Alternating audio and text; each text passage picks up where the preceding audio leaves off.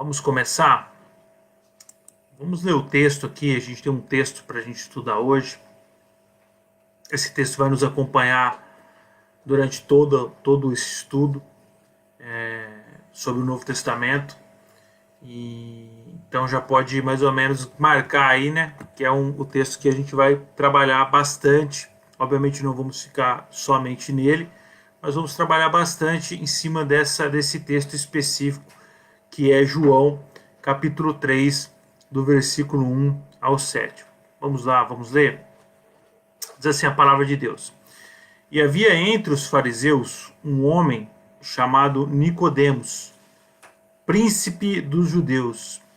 Este foi ter de noite com Jesus e disse-lhe: Rabi, bem sabemos que és mestre, vindo de Deus, porque ninguém pode fazer esses sinais que tu fazes, se Deus não for com ele. Jesus respondeu e disse: na verdade, te digo que aquele que não nascer de novo não pode ver o reino de Deus. Disse-lhe Nicodemos: como pode um homem nascer sendo velho? Pode, porventura, tornar a entrar no ventre de sua mãe e nascer? Jesus respondeu: na verdade te digo que aquele que não nascer da água e do Espírito não pode entrar no reino de Deus. O que é nascido da carne é carne, e o que é nascido do Espírito é Espírito. Não te maravilhes de ter dito: necessário vos é nascer de novo? Vamos orar? Pai, nós te agradecemos por essa noite, nós te louvamos, glorificamos o teu nome, reconhecemos que não há outro Deus além de ti, Senhor. Te pedimos, Senhor, em nome de Jesus, fala conosco por meio da tua palavra, ensina-nos a tua palavra, guia-nos debaixo da tua escritura, Senhor, que possamos aprender cada vez mais ao teu respeito, aquilo que o Senhor tem a nos ensinar. É o que nós te pedimos para a honra e glória do teu nome. Amém e amém. Então, quando a gente vai falar de novo nascimento, não é incomum algumas pessoas, né, questionarem por que é necessário nascer de novo. É uma pergunta que a gente geralmente escuta quando a gente vai falar a respeito do evangelho, quando você vai ministrar, quando você vai evangelizar, quando você vai falar a respeito de Deus para alguma pessoa. É muito comum que as pessoas questionem: mas por que eu preciso nascer de novo? Como é que isso existe? Isso não é uma pergunta tola ou coisa do tipo, não.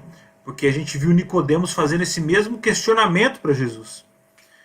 Ou pelo menos tentando entender, né, como as coisas deveriam funcionar, e Jesus explicando sobre a importância de se nascer de novo. E Nicodemos não era uma pessoa que não conhecia as Escrituras, como nós vimos, ele era um mestre das Escrituras. Então ele tinha muito conhecimento e discernimento a respeito da palavra. E aquilo, por mais que fosse algo comum à vida dele, o estudo das Escrituras, Jesus estava trazendo algo novo, um ensinamento que lhe causou estranheza. Então, quando as pessoas nos perguntam, nos questionam sobre novo nascimento, o que seria, ou por que eu preciso nascer de novo, não é uma pergunta desonesta, pelo contrário, é uma pergunta sincera e que merece uma resposta sincera e honesta também. Mas antes da gente trazer a resposta especificamente para essa pergunta, eu acho que a gente precisa esclarecer, né, ou trazer um pouco mais de base. E tem um teólogo americano, Keith Matheson, que ele é professor de teologia sistemática na Reformation Bible College, legal, hein? Lá da Flórida. E certa vez ele escreveu um artigo sobre a necessidade do novo nascimento. E ele fez uma analogia muito interessante sobre o que significa nascer de novo. O Madison, ele explica que muitas pessoas acreditam que a nossa situação atual, quanto seres humanos nessa terra, não é tão ruim. Que nós somos pecadores, até reconhece isso, que somos pecadores, temos nossos pecados, que estamos espiritualmente, quem sabe, doentes, ou não vivendo a plenitude daquilo que Deus tem para as nossas vidas, mas elas não reconhecem o nosso status real, de que nós estamos mortos espiritualmente. E quando elas pensam dessa forma, é como se elas imaginassem que nós estivéssemos num leito de morte, num hospital, padecendo, quem sabe, e de repente Jesus aparecesse nesse quarto onde nós estamos, no nosso leito de morte, e nos oferecesse ajuda, e nós, ainda conscientes, ainda que debilitados pela essa doença, por essa enfermidade que estávamos, aceitássemos o socorro de Jesus, estendêssemos a nossa mão da cama ali, com toda a dificuldade, moribundos que estávamos, estendêssemos as nossas mãos e aceitássemos Jesus. Ele até usa uma outra analogia, que ele diz é como se nós estivéssemos no mar, afogando, e Jesus chegasse num bote e jogasse o salva-vidas, ou melhor, aquele colete salva-vidas, ou aquela boia para nos resgatar. E nós, por, enfim, querer ou não sermos salvos, iríamos agarrar esse salva-vidas, esse colete ou essa boia, enfim, e tentássemos ali escapar da morte que estava próxima de nós. Entretanto, não é bem assim a realidade. Como o próprio o Madison vai concluir no seu artigo, nós não estamos no leito de morte, nem muito menos quase nos afogando. Nós estamos no túmulo já. Nós estamos mortos espiritualmente, no fundo do mar. Essa morte, ela nos alcançou. A queda no jardim do Éden não nos machucou ou feriu gravemente. Não é como você quando está aprendendo a andar de bicicleta e cai, se machuca, se fere, rala o cotovelo, o joelho, mas levanta e continua. Nós não ficamos com cicatrizes, marcados, feridos por aquela queda no jardim do Éden, pelo pecado de Adão e Eva. Não. Ela nos afetou por completo. E afetou por completo a nossa espiritualidade, a nossa estrutura espiritual, causando a nossa morte espiritual. Em Gênesis capítulo 2, versículo 17, Deus disse com todas as palavras a Adão de forma muito clara, que se ele comesse a árvore do conhecimento do bem e do mal, certamente ele morreria. E todos nós sabemos que Adão e Eva, eles saíram do jardim do Éden andando, vivos, respirando. E aí talvez a gente se perguntou, mas Deus mentiu quando disse que se ele comesse ele morreria? Não, Deus não mentiu, porque ele não mente. Pois a morte não foi física, mas sim espiritual. A morte que Adão e Eva enfrentaram naquele lugar foi espiritual. E esse pecado, ele não afetou, ou essa morte não afetou apenas os dois. Ela não parou ali em Adão e Eva. Pelo contrário, ela foi transmitida para toda a humanidade. Olha como que as escrituras se trabalham essa questão. Em Romanos, no capítulo 5, versículo 12, o apóstolo Paulo escreve o seguinte: portanto, como por um homem entrou o pecado no mundo, ele está fazendo uma referência a Adão, e pelo pecado a morte, assim também a morte passou a todos os homens, por isso que todos pecaram. A morte foi passada a todos os homens, e os homens aqui não está falando de gênero só do sexo masculino, não. Está falando da humanidade, dos seres humanos. Todos receberam como herança daquela queda de Adão e Eva a morte por causa do pecado. E o apóstolo Paulo não para por aí. Já na carta à igreja de Corinto, Paulo diz o seguinte: Porque assim como todos morrem em Adão, veja o que ele está dizendo, todos morrem em Adão. Não são alguns. Não tem ninguém que escapou aqui. Não tem um sequer que possa dizer isso não tem relação com a minha vida. Crendo ou não crendo em Deus. Sendo ou não sendo um cristão. Tendo ou não tendo fé. A verdade que a palavra nos diz em 1 Coríntios capítulo 15, versículo 22, por meio do apóstolo Paulo, é que todos morrem em Adão. Naquele instante, todos morreram com ele. Há uma promessa nesse mesmo versículo, dizendo, assim também todos serão vivificados em Cristo. E a gente vai falar futuramente sobre isso também. E não para por aí. Olha o que o apóstolo Paulo escreve na sua carta aos Efésios. Efésios capítulo 1, Efésios capítulo 2, melhor dizendo, do versículo 1 ao 6. E vos vivificou, estando vós mortos em ofensas e pecados. Nós estávamos mortos em ofensas e pecados. E vai seguindo a palavra de Deus. Em que noutro tempo andaste segundo o curso deste mundo. O que ele está dizendo é o seguinte: antes de vocês serem vivificados, antes de Jesus entrar na vida de vocês, restabelecer, regenerar a vida de vocês, em outro tempo vocês andavam segundo o curso deste mundo, segundo o príncipe das potestades do ar, do espírito que agora opera nos filhos da desobediência, entre os quais todos nós também antes andávamos, nos desejos da nossa carne.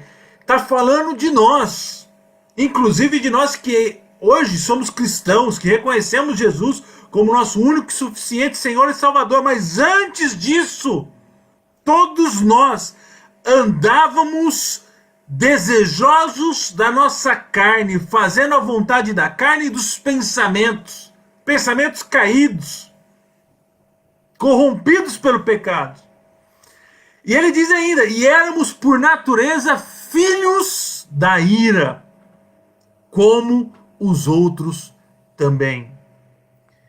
Mas Deus, que é riquíssimo em misericórdia, pelo seu muito amor com que nos amou, estando nós ainda mortos em nossas ofensas. Isso é extremamente importante.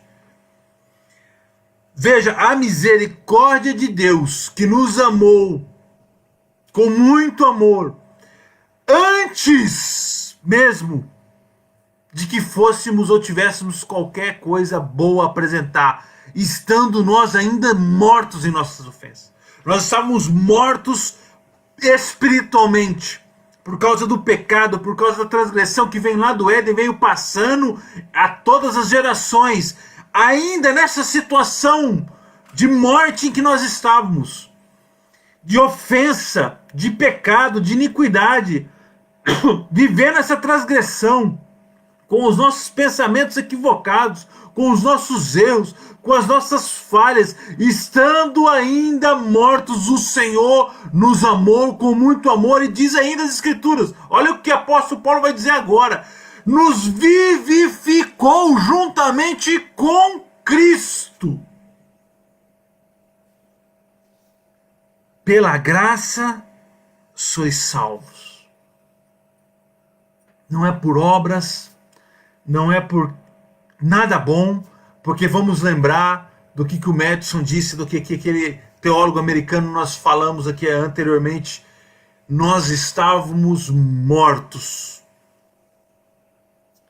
Não cabia a nós estender as mãos, porque as nossas mãos, espiritualmente falando, estavam incapacitadas de se estender a Cristo, pedindo socorro ou qualquer outro tipo de coisa, porque nós vivíamos em nossas ofensas. Foi pela graça, pelo amor de Cristo por nós, que nós fomos salvos e resgatados. E olha o que ele vai dizer agora para a gente ir fechando esse versículo e seguir um pouco mais a reflexão. E nos ressuscitou, porque estávamos mortos. Ressuscitou juntamente com ele e nos fez assentar nos lugares celestiais em Cristo Jesus. Efésios 2, do versículo 1 ao 6. Mortos. Não apenas mortos, mas nascidos mortos. Não é que nós nascemos com vida e por causa do nosso pecado, por causa da influência externa, nós morremos espiritualmente. Para deixar mais clara essa ideia, não é que eu nasci bom e foi o mundo que me corrompeu. As más companhias com quem eu andei, o que eu fiz, ou depois eu fui crescendo e fui convivendo e fui vendo as coisas e fiquei mal. Não, eu nasci espiritualmente morto. Nasci espiritualmente nas ofensas, filho da ira, inimigo de Deus. Esta é a nossa situação. Uma situação grave. E por isso, como Jesus disse, necessário vos é nascer de novo. Porque nascemos mortos espiritualmente.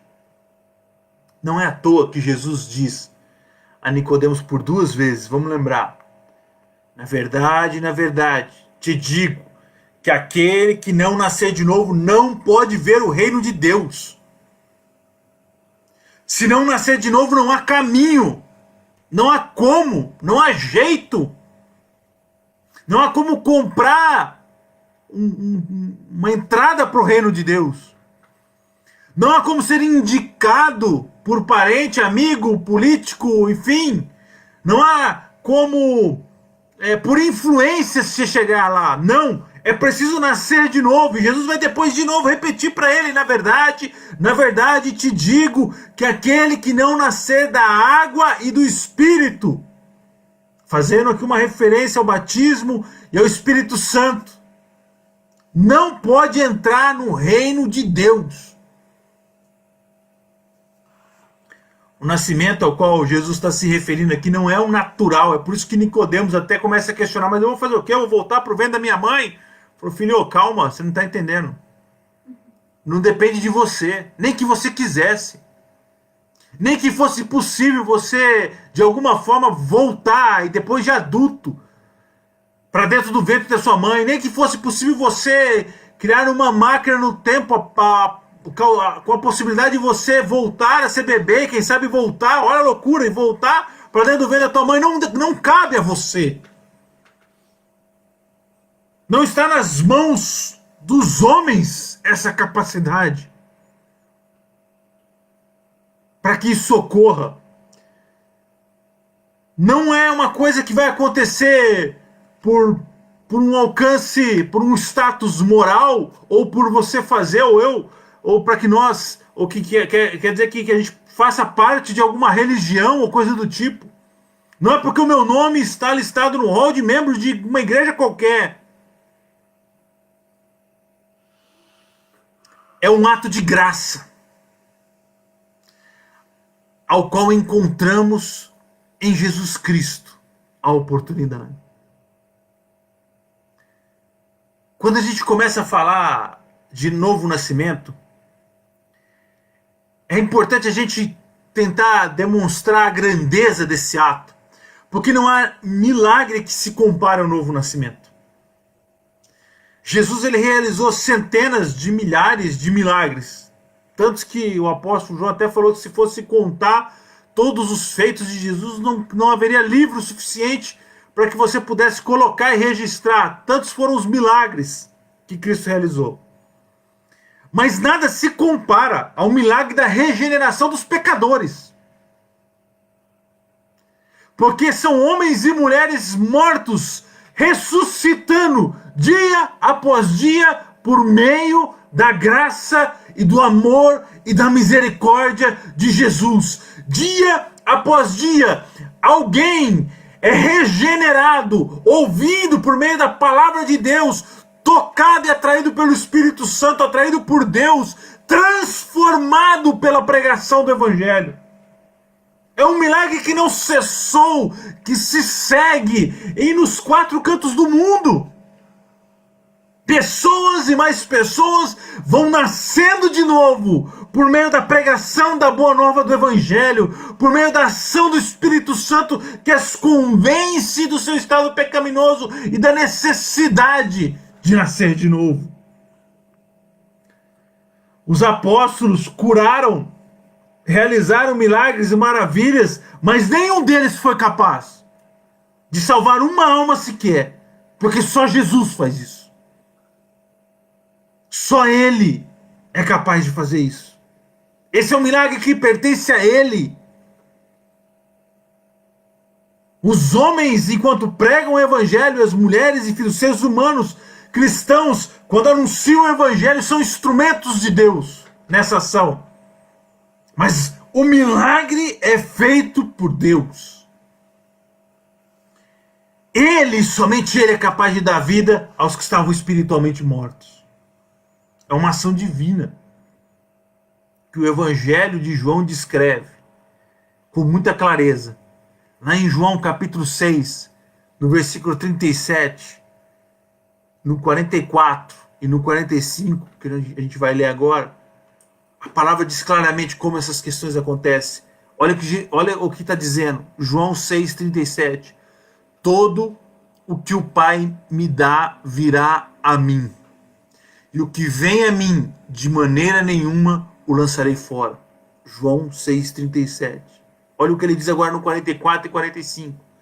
Ninguém pode vir a mim, se o Pai que me enviou não o trouxer.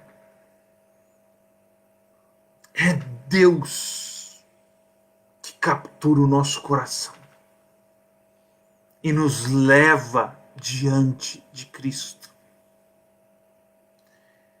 E a Bíblia diz ainda, e eu o ressuscitarei no último dia. Está escrito nos profetas, e serão todos ensinados por Deus.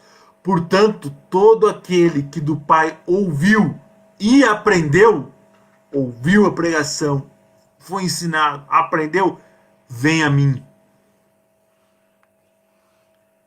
João capítulo 1, versículo 12 e 13, olha o que a Bíblia diz.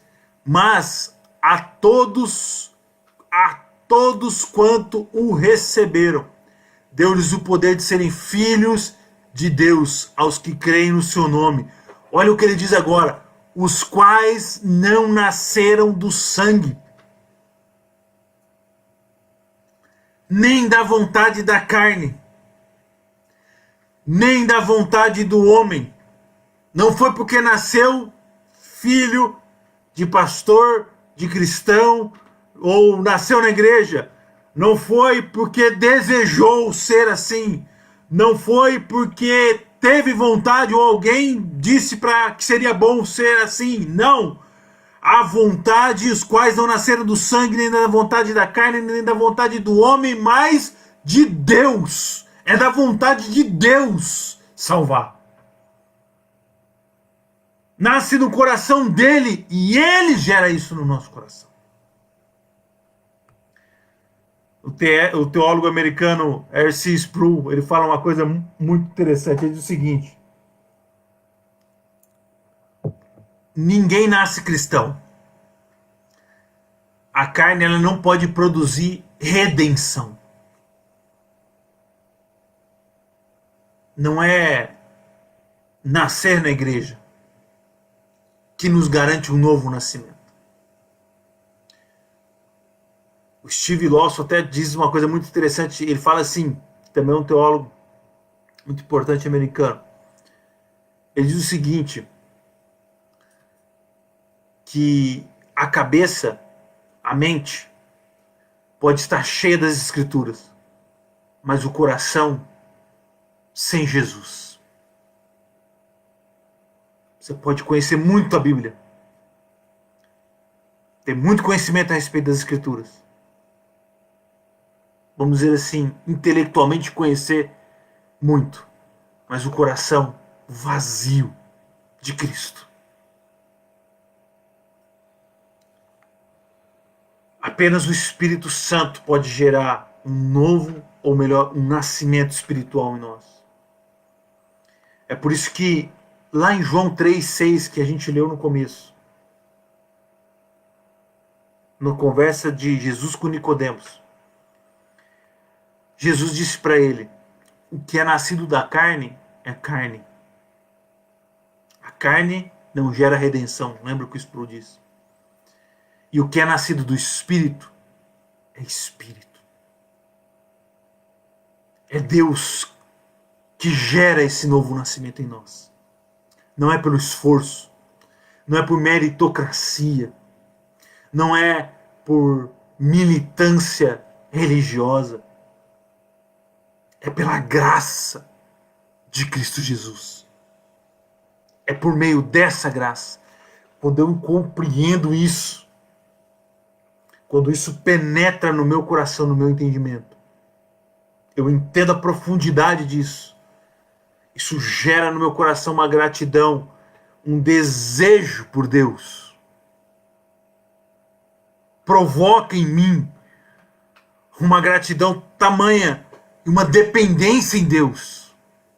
Um desejo de estar perto daquele que me gerou, daquele que me deu vida, daquele que me encontrou numa situação tenebrosa e que com a sua luz me deu um novo rumo, uma nova vida, uma nova chance, regenerado por meio dele. Quando isso acontece na nossa vida, nós começamos a viver a regeneração que é inclusive prometida lá pelo profeta Ezequiel. Quando Ezequiel disse lá no capítulo 36, no 26 e no 27, a profecia que ele diz: e dar-vos-ei um coração novo, e porei dentro de vós um espírito novo, e tirarei da vossa carne o coração de pedra, e vos darei um coração de carne. O novo nascimento traz esse transplante de coração. Esse coração duro, impenetrável, ao qual estava fechado a Deus, inimigo de Deus, é trocado por um coração agora sensível à presença de Deus. Sensível ao agir e à palavra de Deus na nossa vida. E no versículo 27, Ezequiel diz: e porém dentro de vós o meu espírito, e farei que andeis dos meus estatutos. Olha a transformação que vai gerando na vida da pessoa. E guardeis os meus juízos e os observeis. Nascer de novo não é simplesmente uma mudança de prática, de caráter, ou de eu fazia isso, agora não faço mais, ou aquilo, não. Isso é consequência de uma vida nova. Isso é consequência de alguém que estava morto e caído e vamos dizer assim, direcionado para as atitudes equivocadas, para o pecado, para os maus pensamentos, para tudo aquilo que nós lemos já nos versículos anteriores, direcionados a essas práticas equivocadas e erradas que vão contra a vontade de Deus. Mas agora nós somos vivificados. Vamos dizer, a ressurreição espiritual, o sopro de vida. E agora nesta vida nova, esse ser que agora vive, que estava morto, mas que agora vive, tem as suas práticas mudadas. Nascer de novo é mais do que práticas, do que deixar de fazer isso ou aquilo. Nascer de novo é vida em Cristo Jesus. E nesta vida, nessa nova vida, em que o coração de pedra é arrancado e um coração de carne é colocado, e começa a bater no nosso peito, nesta vida, em que o Espírito de Deus começa a agir dentro de nós, nós começamos a andar nos estatutos do Senhor, guardar os seus juízos e observar a sua palavra. Há um desejo da nossa parte nesse sentido, porque nós estávamos mortos e mortos não desejávamos isso. A esses que foram eficazmente, vamos dizer assim, né, chamados e ter a compreensão do seu status natural de morte ali, e reconhece a regeneração que é feita por meio de Cristo nesse novo nascimento.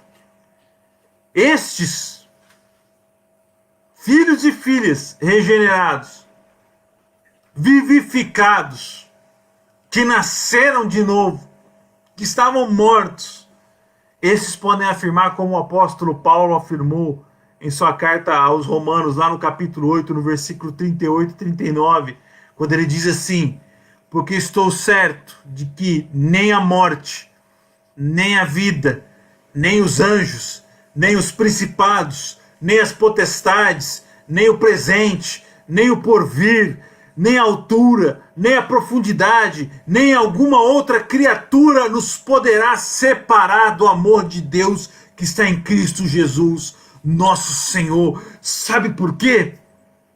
Porque nós estávamos mortos e agora nós estamos vivos em Cristo Jesus. E nada pode nos separar daquele que nos vivificou. Começamos a mensagem de hoje com uma pergunta honesta. Afinal, por que é necessário nascer de novo? E a resposta é clara: pois estamos espiritualmente mortos. É preciso nascer, é necessário nascer de novo. Porque se a gente não nascer de novo, se o Senhor Jesus Cristo não nos vivificar, nós jamais veremos o reino de Deus.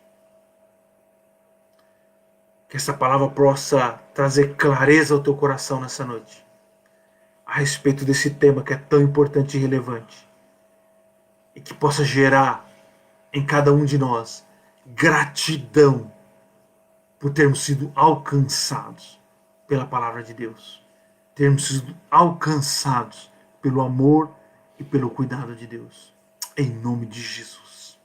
Amém. Vamos orar? Pai, nós te damos graças, Senhor, nessa noite, por tudo que o Senhor tem feito em nossas vidas, pelas transformações que têm sido geradas em nosso coração. Nós te louvamos e te exaltamos, Pai, porque a Tua palavra tem nos alcançado, porque as Tuas promessas têm se tornado realidade nas nossas vidas. Nós queremos nessa noite demonstrar gratidão, porque um dia, Senhor, a Tua palavra penetrou os nossos ouvidos e trouxe clareza a respeito do nosso estado de morte espiritual. E hoje, Senhor, nós te louvamos e te adoramos, porque sabemos que fomos vivificados pelo Senhor, que há vida em nós, que já não somos mais mortos espiritualmente, mas que agora vivificados estamos. Fomos alcançados e movidos, e somos movidos agora pelo Teu Espírito Santo. Nós te louvamos e exaltamos por isso, Pai, em nome do Senhor Jesus Cristo. Amém e amém. Que o Senhor possa abençoar a tua vida nesse restinho de semana, que essa palavra possa realmente trazer clareza sobre esse tema possa abençoar a tua vida em nome de Jesus. Deus te abençoe, fique com Deus, aproveite o restinho de semana. E não se esqueça, domingo, 10 horas da manhã, a gente tem o nosso estudo bíblico. E quarta-feira que vem a gente volta para seguir o nosso estudo aqui também, a nossa série de mensagens sobre o novo nascimento. Amém? Deus abençoe vocês, fiquem com Deus. Forte abraço. Tchau, tchau.